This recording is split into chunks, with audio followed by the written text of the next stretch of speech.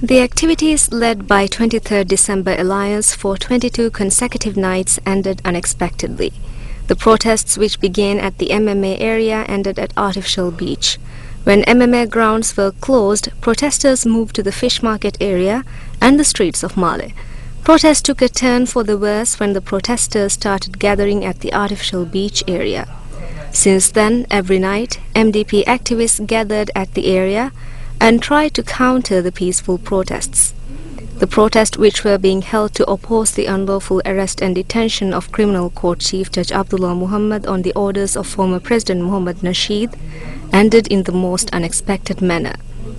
Like other nights, on the 6th, when 23rd December Alliance members of the public and opposition parties gathered at the Artificial Beach area to continue the protests, MDP activists were already gathered there.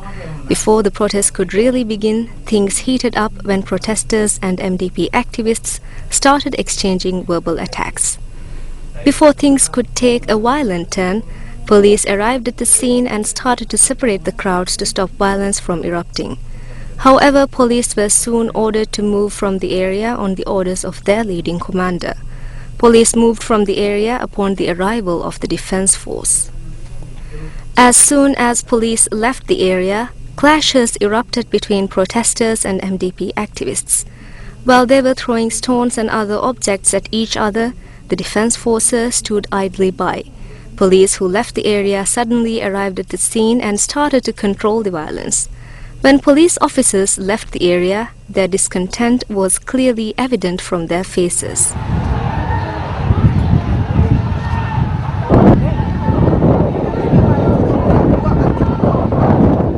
The police force marched to the Republic Square, and the events that took place after that would not have been predicted by anyone. They started protesting the unlawful orders that were being issued to them by the government. Soon, officials of the defense force were deployed to counter the police and to try and convince them to reconsider their actions. However, the number of protesting police officers kept increasing.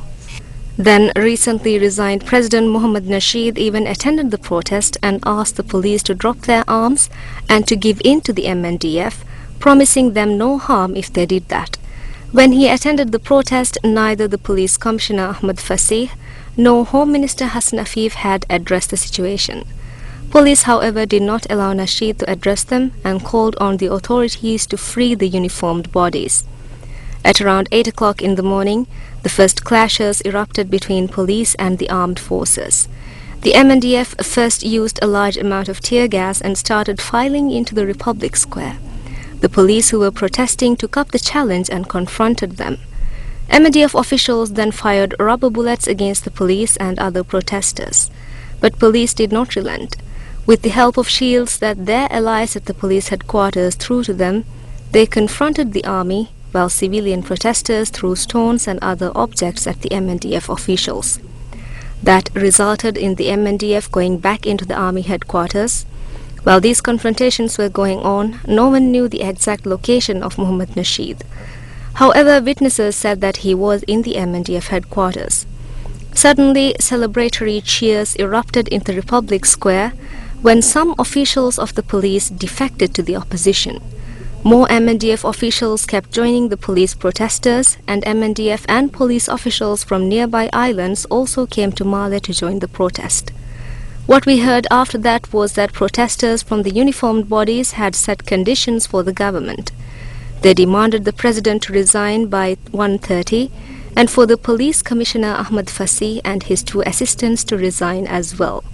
They said that the conditions were not negotiable. The police commissioner Ahmed Fassi was the first to give in to the conditions set by the opposing forces when he resigned. After realizing the situation and the mindset of police and defense force, former President Mohamed Nasheed also decided to resign. He announced his decision at a press conference held at President's office at 1 o'clock.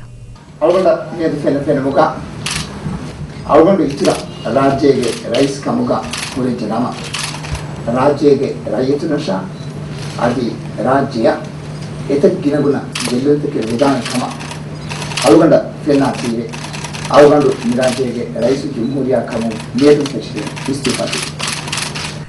Although he announced that he resigned voluntarily, less than 24 hours into his resignation, President Nasheed and his allies started claiming that he was forced to resign at gunpoint.